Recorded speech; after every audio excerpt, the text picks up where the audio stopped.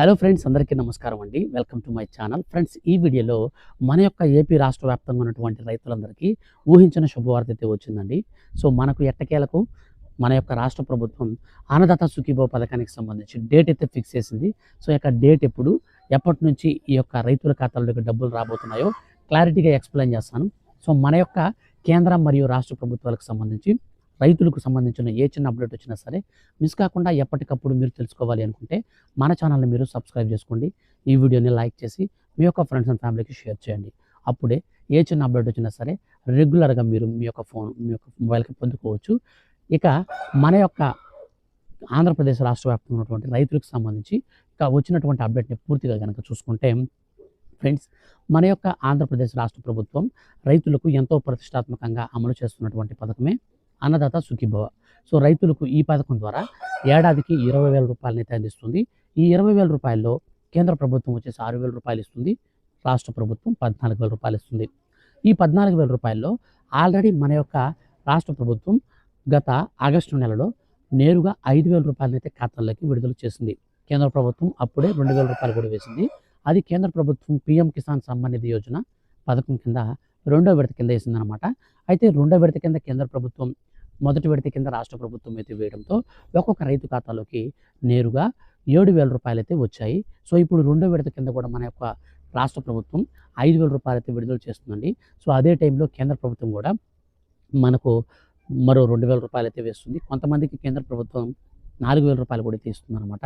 So ఈ విషయాలన్నీ కూడా ఈ వీడియోలో మనం క్లారిటీగా చూసుకుంటే వన్ బై వన్ చూసుకుంటూ వెళ్దాం. సో ఫస్ట్ ఆఫ్ ఆల్ మనకు వచ్చేసి ఈ పథకానికి ఈ యొక్క పీఎం కిసాన్ కావచ్చు, అలాగే రైతు భరోసా అనగా అన్నదాత సుఖీభవ పథకం కావచ్చు. సో ఏ పథకమైనా సరే రైతులకు సంబంధించి ఇవి 2 పథకాలు వేరు కానీ కలిపి అయితే మనకు ఒకే టైంలో డబ్బులు అయితే ఇస్తున్నారు. అయితే ఈ 2 పథకాలకు మీరు వేరుగానే అప్లై చేసుకోవాలి. వేరుగానే డబ్బులు అనేది బెనిఫిట్ అనేది వస్తాయి. సో కేంద్ర ప్రభుత్వం సపరేట్గా మన ఖాతాలోకి వేస్తుంది, రాష్ట్ర ప్రభుత్వం సపరేట్గా మన ఖాతాలోకి వేస్తుంది. సో ఈ విధంగా అయితే మనకు సపరేట్ చేయడం వల్ల రైతుల్ని ఈజీగా గుర్తించడం, అనర్హుల్ని ఈజీగా తొలగించడానికి ప్రాసెస్ అనేది జరుగుతుందని కేంద్ర ప్రభుత్వం సపరేట్గా పీఎం కిసాన్కి కొన్ని కొత్త రూల్స్ పెట్టింది, రాష్ట్ర ప్రభుత్వం కూడా కొన్ని కొత్త రూల్స్ పెట్టింది. ఈసారి రూల్స్లో కొన్ని భారీ మార్పులు అయితే చోటు చేసుకున్నాయి. సో మొట్టమొదటిగా మన యొక్క రాష్ట్రానికి సంబంధించినటువంటి రూల్స్ చూసుకొని అనంతరం మనం కేంద్ర ప్రభుత్వం పెట్టినటువంటి రూల్స్ విషయానికి వస్తే మీకు ఈ విడత డబ్బులు వస్తాయో రావో కూడా క్లారిటీ వస్తుంది.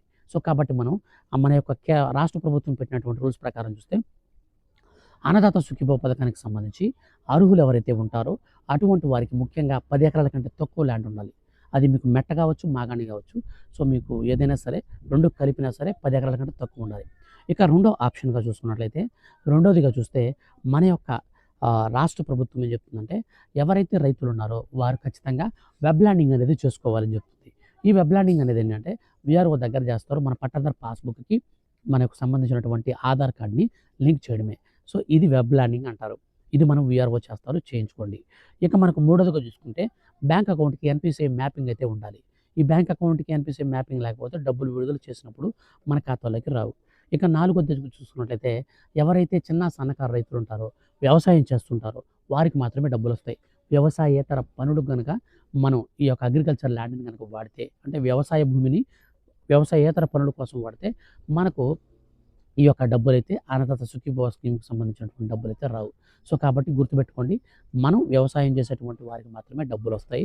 అయితే ఈ డబ్బులు అనేది మనకు కేంద్ర ప్రభుత్వం మరియు రాష్ట్ర ప్రభుత్వాలు కలిపి అయితే ఇస్తున్నాయి కాబట్టి, అంటే ఒకే రోజు ఇస్తున్నారు కాబట్టి విడివిడిగా. అయితే ఈ పథకానికి సంబంధించి మీరు సపరేట్గా అప్లై చేసుకోవాలి.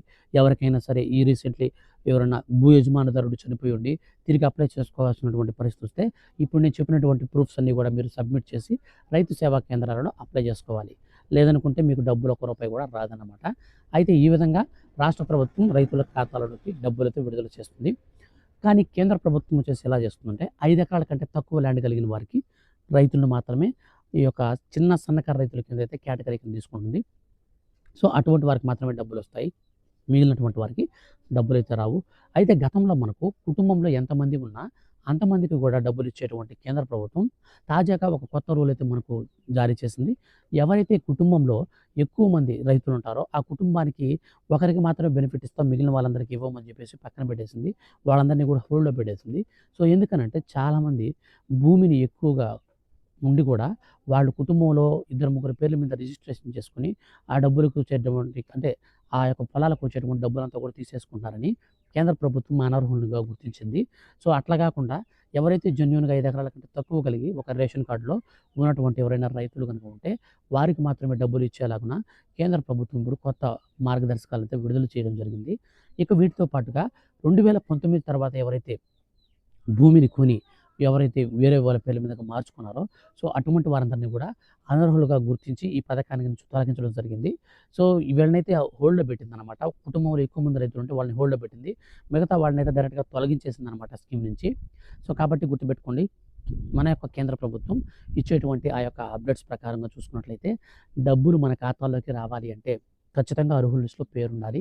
అర్హుల లిస్ట్‌లో ఎవరి పేరు ఉంటుందంటే ఎవరికైతే 5 ఎకరాల కంటే ల్యాండ్ తక్కువ ఉండి మరియు చిన్న సన్నకారు రైతయ్యుండి జెన్యూన్‌గా వ్యవసాయం చేసుకుంటూ ఉంటారో వారికి మాత్రమే కేంద్ర ప్రభుత్వం ఈ పీఎం కిసాన్ సమ్మాన్ నిధి యోజన 21వ విడత నిధులను విడుదల చేస్తుంది. ఆల్రెడీ మనకు మన యొక్క దేశంలో ఉన్నటువంటి రైతుల్లో మనకు పంజాబ్, హర్యానా మరియు జమ్మూ కాశ్మీర్ ఈ ప్రాంతాలలో డబ్బులనైతే ఆల్రెడీ విడుదల చేసింది.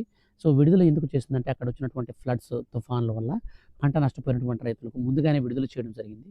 ఇప్పుడు మన యొక్క 2 తెలుగు రాష్ట్రాలలో కూడా ముఖ్యంగా ఆంధ్రప్రదేశ్‌లో కూడా రీసెంట్‌గా వచ్చి కేంద్ర బృందం పర్యటించింది. సో, ఏ ప్రాంతంలో ఎంతమంది రైతులు నష్టపోయారు, ఎవరెవరు నష్టపోయారు, సో ఈ విషయాలన్నీ కూడా తెలుసుకున్నానన్నమాట. నివేదిక కేంద్ర ప్రభుత్వానికి సమర్పించడం జరిగింది. సో, సమర్పించిన అనంతరం ఇప్పుడు అర్హుల ఖాతాలలోకి నేరుగా డబ్బులు విడుదల చేసేందుకు కేంద్ర ప్రభుత్వం అయితే ముందుకొచ్చింది. పైపెచ్చు మనకు బీహార్‌లో రీసెంట్‌లీ ఎలక్షన్స్ వల్ల దీన్నైతే పోస్ట్‌పోన్ చేస్తూ వచ్చారు. ఎలక్షన్స్‌లో కూడా ఫలితాలు వచ్చాయి. సో, సందర్భంగా రైతులకి అంటే దేశవ్యాప్తంగా ఉన్నటువంటి దాదాపు 11,00,000 మంది రైతుల ఖాతాలలోకి 3,20,000 కోట్ల రూపాయలను సో 3,20,000 కోట్ల రూపాయలను కేంద్ర ప్రభుత్వం ఈ నెల 19వ తారీఖున విడుదల చేయబోతుంది. నవంబర్ 19వ తారీఖున రైతుల ఖాతాలలోకి ఒక భారీ బహిరంగ సభ అనేది నిర్వహించి ఆ సభాముఖంగా ఉదయం 11 గంటల పైనుంచి మనకు 12:30 మనకు 1 గంట లోపల 11:30 నుంచి మనకు స్టార్ట్ అయిపోతుంది మీటింగ్ అనేది. 12:30 లోపల రైతుల ఖాతాల్లోకి నిధులు కంప్యూటర్‌లో బటన్ నొక్కి విడుదల చేస్తారు. సో, ప్రపంచవ్యాప్తంగా అతి పెద్ద డీబీటీ స్కీమ్ ఇదేనండి. సో, అంటే మనకు డైరెక్ట్ బెనిఫిషరీ ట్రాన్స్‌ఫర్‌కి విడుదల చేసేటువంటి స్కీమ్ ఇదేననమాట. సో, ప్రపంచవ్యాప్తంగా ఉన్నటువంటి ఏ దేశంలో కూడా ఇంత మొత్తంలో దాదాపు 11 కోట్ల మంది రైతుల ఖాతాల్లోకి ఎక్కడా కూడా ఏ ఒక్క దేశంలో కూడా డబ్బులు విడుదల చేయడం లేదు. కేవలం మన రాష్ట్రంలోనే రైతులు ఎక్కువ ఉన్నారు కాబట్టి సో, మన యొక్క దేశంలోనే మన దేశంలోనే ఎక్కువ మంది రైతులు ఉన్నారు కాబట్టి ఈ స్కీమ్‌నైతే చాలా అంటే చాలా ప్రాధాన్యత సంతరించుకుంది. అందుకని మన యొక్క కేంద్ర ప్రభుత్వం కూడా ఒక భారీ బహిరంగ సభ ఏర్పాటు చేసి ఆ సభాముఖంగా డబ్బులైతే విడుదల చేయడం జరుగుతుంది. ఇక అదే విధంగా మన యొక్క రాష్ట్ర ప్రభుత్వం కూడా ఆ రోజునే సో, మనకు స్టార్టింగ్‌లోనే నారా చంద్రబాబు నాయుడు గారు ఏం చెప్పారంటే కేంద్ర ప్రభుత్వం ఎప్పుడైతే పీఎం కిసాన్ డబ్బులు విడుదల చేస్తుందో సో, అప్పుడే మనం కూడా విడుదల చేస్తాం. ఎటువంటి టెన్షన్ పడాల్సిన పని లేదని చెప్పారు. అందులో భాగంగానే లాస్ట్ పీఎం కిసాన్ సమ్మాన్ నిధి 2వ విడత విడుదల చేసినప్పుడు అప్పుడే మన యొక్క రాష్ట్ర ముఖ్యమంత్రి నారా చంద్రబాబు నాయుడు గారు తొలి విడత డబ్బులనైతే విడుదల చేసి రైతుల ఖాతాలలోకి మొత్తంగా కేంద్ర ప్రభుత్వం 2,000 రాష్ట్ర ప్రభుత్వం రూ. 5,000 చొప్పున రూ. 7,000 వేయడం జరిగింది. అయితే కొంతమందికి కేంద్రం నుంచి వచ్చే డబ్బులు ఈసారి మనకు 21వ విడతకు సంబంధించి ఎవరికైతే ఎన్‌పీసీఐ మ్యాపింగ్ కారణంగా మరియు ఈకేవైసీ కారణంగా లాస్ట్ 20వ విడత డబ్బులు విడుదల చేసినప్పుడు పడకుండా ఆగిపోయాయో సో, అటువంటి వారికి తిరిగి ఇప్పుడు మనకొచ్చేసి మనకు 20వ విడత డబ్బులతో పాటు 21వ విడత 2,000, 2,000, రూ. 4,000 అయితే ఖాతాల్లోకి రాబోతున్నాయి. సో, రూ. 4,000 ఖాతాల్లోకి వస్తే రాష్ట్ర ప్రభుత్వం 5,000 ఇస్తుంది. సో, కొంతమందికి రూ. 9,000 వరకు ఈ యొక్క అన్నదాత సుఖీభవ మరియు పీఎం కిసాన్ సమ్మాన్ నిధి పథకానికి సంబంధించి డబ్బులైతే వస్తాయి. మరికొంతమందికి మాత్రం రూ. 7,000 వస్తాయండి. రూ. 7,000 ఎవరెవరికి వస్తాయంటే సో, మన యొక్క రాష్ట్ర వ్యాప్తంగా 20వ విడత తీసేసుకొని పీఎం కిసాన్ డబ్బులు 20వ విడత తీసుకొని 21వ విడత కోసం ఎదురు చూస్తున్నటువంటి వారికి 21వ విడత 2,000 మన యొక్క అన్నదాత సుఖీభవ డబ్బులు వచ్చేసి మనకు 2వ విడత కింద 5,000 మొత్తంగా రూ. 7,000 అయితే వస్తాయి. సో, కౌలు రైతులు ఎవరైతే ఉన్నారో కౌలు రైతులకి పీఎం కిసాన్ వర్తించదు కాబట్టి కౌలు రైతులకు మాత్రం ఖచ్చితంగా రూ. 5,000 కంటే ఎక్కువ డబ్బులు రావు. కేంద్ర ప్రభుత్వం డబ్బు లేదు కాబట్టి రాష్ట్ర ప్రభుత్వం ఇచ్చే ఆ రూ. 14,000లోని 2వ విడత కింద రూ. 5,000 మాత్రం వస్తాయి. సో, మొత్తంగా ఇదండి ఈ నెల 19వ తారీఖున ఎట్టకేలకు మన రైతులందరి ఖాతాల్లోకి నేను గత వీడియోలో కూడా చెప్పాను. మరి 2, 3 రోజుల్లో డేట్ కూడా ఫిక్స్ చేస్తున్నారు. అందరికి కూడా డబ్బులు విడుదల చేస్తారని చెప్పాను. సో, దేవుడి మహాకృపను బట్టి మనకు నేను చెప్పినటువంటి డేట్ ఏదైతే ఉందో 2, 3 రోజుల్లోనే సో, అదే మనకు నెరవేరిందనమాట. ఈ నెల 19వ తారీఖు నుంచి అందరి ఖాతాల్లోకి డబ్బులైతే రాబోతున్నాయి. సో, మీకు వస్తాయో రావో కూడా ఈ వీడియోని బట్టి మీకు క్లారిటీ వచ్చిందనుకుంటున్నాను. వీడియో కింద డిస్క్రిప్షన్‌లో కూడా లింక్స్ అయితే ఇచ్చాను. వాటి ద్వారా మీ యొక్క అర్హుల లిస్ట్‌ని చెక్ చేసుకోండి. ఫర్దర్‌గా ఏ చిన్న అప్డేట్ వచ్చినా సరే మిస్ కాకుండా రైతులకు సంబంధించి తెలుసుకోవాలనుకుంటే మన ఛానల్ని సబ్స్క్రైబ్ చేసుకొని ఫాలో అవుతుండండి. Thanks for watching.